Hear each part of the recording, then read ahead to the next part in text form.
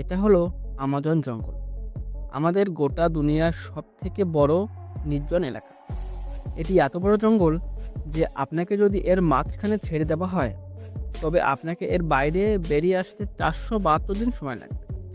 আর এই যাত্রা চলাকালীন সময়ে আপনার সঙ্গে সাক্ষাৎ হতে পারে এইসব প্রাণীগুলির, যারা কতটা ছোট, কতটা বড় গুরুত্বপূর্ণ নয়।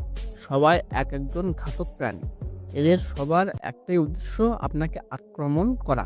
এরা সবাই আমাজনের বাসিন্দা। এখানকার একটি ছোট্ট পিঁপড়েও আপনার জীবন নেওয়ার জন্য যথেষ্ট। এই জঙ্গল আমাদের পৃথিবীর এমন একটি জায়গায় যে প্রায় 55 লাখ স্কোয়ার কিলোমিটার নিয়ে গঠিত।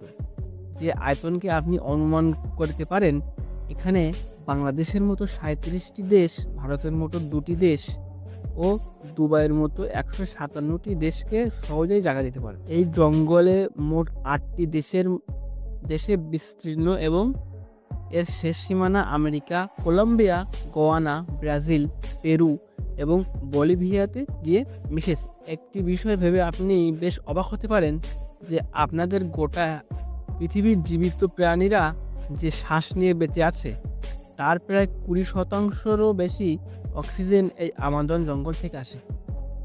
40,000 উপজাতির গাছপালার এই জঙ্গল, যেখানে প্রকৃতি একমাত্রই রাজা, তাই এখানে যা ঘটে সবই প্রকৃতির রহস্যময় নিয়ম। তাই আজকের ভিডিওতে আমরা আপনাকে আমাজন জঙ্গল সম্পর্কে এমন সব রহস্য দিতে চলেছি যা আপনি আগে কখনো শোনেননি। আসলে আমাজন জঙ্গল কত বড় এবং এখানে কোন কোন ঘাতক প্রাণীর বসবাস, যারা কয়েক হাজার বছর ধরে এই জঙ্গলে ঘাঁটি তৈরি করেছে, জানতে হলে এই ভিডিওটা সম্পূর্ণ দেখার অনুরোধ রইল। যদিও আমাজন রেন ফরেস্টের আয়তন 55 লাখ স্কোয়ার কিলোমিটার, কিন্তু আপনি যদি এর সীমানা বরাবর হেঁটে যাওয়ার কথা ভাবেন, তাহলে আপনাকে 9,500 কিলোমিটার অতিক্রম করতে হবে। তার মানে মুম্বাই থেকে নিউ দিল্লি 7 বার, ঢাকা থেকে বরিশাল 51 বার যাতায়াত সমপরিমাণ। এত বড় এবং ঘন আমাজন জঙ্গলকে রেন ফরেস্ট বলা হয়, তার কারণ বছরে একটিমাত্র সপ্তাহ নেই যেখানে বৃষ্টি হয় না। আমাজন জঙ্গল এত ঘন যে গাছপালার ওপরে বৃষ্টি পড়ার 10 মিনিট পর সেই বৃষ্টির পানি মাটিকে স্পর্শ করে। এবং এই ঘন জঙ্গলের কারণে দিনের বেলাতেও আমাজন জঙ্গল রাতের মতো অন্ধকার থাকে, কারণ এই ঘন জঙ্গল সূর্যের আলোকে ভেতরে প্রবেশ করতে বাধা দেয়।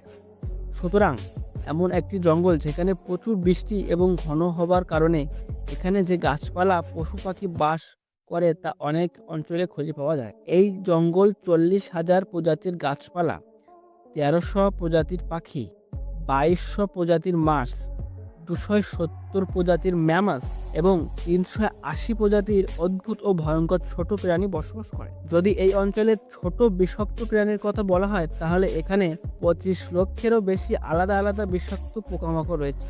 এই জঙ্গলের বাইরে থেকে যতটা সুন্দর, ভেতরটা ততটাই ভয়ঙ্কর, কেননা এর মধ্যে যে কোনো সময় যে কোনো কিছু হতে পারে।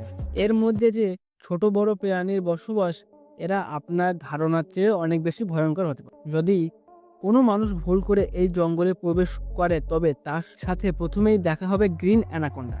এই গ্রিন অ্যানাকোন্ডা হচ্ছে এই দুনিয়ার সবথেকে লম্বা এবং বিষাক্ত সাপের প্রজাতি। এই সাপ 33 ফুট লম্বা ও 250 কেজি ওজনের হয়ে থাকে। এবং এই সাপের সবচেয়ে ভয়ঙ্কর একটি দিক হলো এটি তার নিজের থেকেও বড় একটি জীবিত প্রাণীকে গিলে ফেলতে পারে। আমাজন জঙ্গল এরকম কতগুলি সাপ আছে তা এখনও কেউ নির্ণয় করতে পারেনি। এছাড়াও এই জঙ্গলে অ্যানাকোন্ডার সাথে সাথে কোবরা ও পাইথনের মতো আরও বিষধর সাপের প্রজাতি দেখতে পাওয়া যায়। আপনার জীবনে আপনি একবার হলেও পিঁপড়ের কামড় খেয়েছেন। যদি সেই পিঁপড়েটা বিষাক্ত হয়ে থাকে, তাহলে আপনি জানেন সেই যন্ত্রণাটা কতখানি। কিন্তু আমাজনের জঙ্গলে এক ধরনের পিঁপড়ে পাওয়া যায় যার কামড় খাবার পর আপনি সহ্য করতে পারবেন না।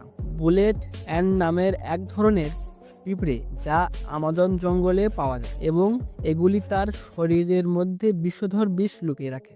এগুলিকে পৃথিবীর সবচেয়ে বড় পিঁপড়েও বলা হয়, যা 4 সেন্টিমিটার লম্বা, কোনো কারণবশত যদি এই পিঁপড়ের কোনো মানুষকে কামড় দেয় তাহলে সেই মানুষটির প্রচুর যন্ত্রণা ভোগ করতে হবে এবং সেই মানুষটি মারাও যেতে পারে। বুলেট অ্যান্ড এই কারণে বলা হয় যে আজ পর্যন্ত যতগুলি মানুষ এর কামড় খেয়েছে তারা এই কামড়কে বন্দুকের গুলির সাথে তুলনা করেছে। তারা বলছে যেন মনে হয় ক্ষতস্থানে একটি বন্দুকের গুলি লেগেছে। হাজারো মাইল লম্বা এই জঙ্গল পৃথিবীর দ্বিতীয় বৃহত্তম নদী এবং জলের স্রোতের অনুসারে পৃথিবীর প্রথম বৃহত্তম নদীর অবস্থান। এটি হলো আমাজন নদী। এই নদীর দৈর্ঘ্য হলো ৬,৮৪০ কিলোমিটার। গোটা আমাজন জঙ্গলে সারা বছর ধরে যতটা বৃষ্টি হয় সেই জল এই নদীর মাধ্যমে সমুদ্রে গিয়ে মেশে। মোটামুটি ৩২৯ ফুট গভীর এই নদীতে বাস করে পৃথিবীর সবচেয়ে ভয়ঙ্কর হাজারো হাজারো কুমির, যারা তাদের খিদে মেটানোর জন্য যে কোনো পরিস্থিতিতে যেতে পারে। আপনি জানলে অবাক হবেন, আমাদের নদীতে ১ সেকেন্ডে ২,১৯,০০০ কিউবিক মিটার জল অতিবাহিত হয়। আর এই জলের পরিমাণ আপনি একটি অনুমানের সাথে করতে পারেন যে পৃথিবীর সবচেয়ে বড় swimming pool city star Sharm el Sheikh, যা ইজিপ্টে অবস্থিত। এই পুল আমাজন নদী থেকে অতিবাহিত জল দ্বারা মাত্র ১ সেকেন্ডে পূরণ হয়ে যেতে পারে। আমাজন নদী থেকে যতটা জল অতিবাহিত হয় ওই সমুদ্রে গিয়ে মেশে এই জলের পরিমাণ আপনি পৃথিবীর আরও ৪০টি নদীর জলের সাথে করতে পারেন, যার মানে একটি নদীর জল ৪০টি নদীর সমান। আমাজন নদীতে মনুষ্য জগতের অনুপস্থিতির কারণে এখানে বেশ কিছু রেয়ার প্রজাতির প্রাণী দেখা যায়, যার মধ্যে সবচেয়ে বিশেষ পিঙ্ক ডলফিন। মোটামুটি ৯ ফুট লম্বা এবং ২০০ কেজির ওজনের এই ডলফিনগুলি অন্য সব ডলফিনের চেয়ে দ্রুত, গতিসম্পন্ন এবং বুদ্ধি অন্যদের থেকে বেশি হয়ে থাকে, কারণ এদের মস্তিষ্ক অনেক বুদ্ধিসম্পন্ন হয়ে থাকে। যদিও সমস্ত ডলফিন মানুষের সাথে সহজেই মিশে যেতে পারে, তবে আমাজন নদীর এই প্রাণীগুলির মানুষের ওপর আক্রমণও করে থাকে। বিজ্ঞানীরা ও বিশেষজ্ঞদের কাছে এমন বহু প্রমাণ রয়েছে যে ফেলে আসা ২,৮০০ বছর ধরে এই নদীতে এক ধরনের মাছ বসবাস করে, যাদেরকে ইলেকট্রিক ইল বলা হয়। অদ্ভুতভাবে এই মাছগুলির একটি বিশেষত্ব রয়েছে,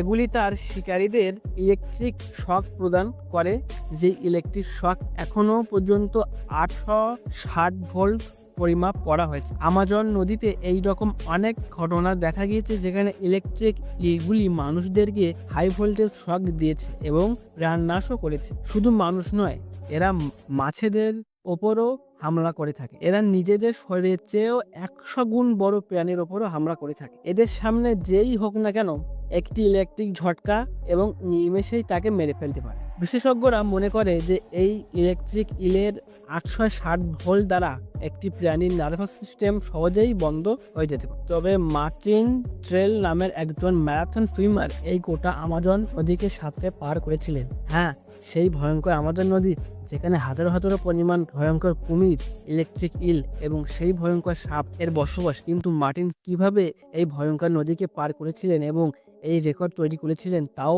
মাত্র ৬৬ দিনের মধ্যে। ২০০৭ সালে তিনি সবচেয়ে ভয়ঙ্কর রেকর্ড তৈরি করতে এই ভয়ঙ্কর নদী আমাজনকে বেছে নিয়েছিলেন।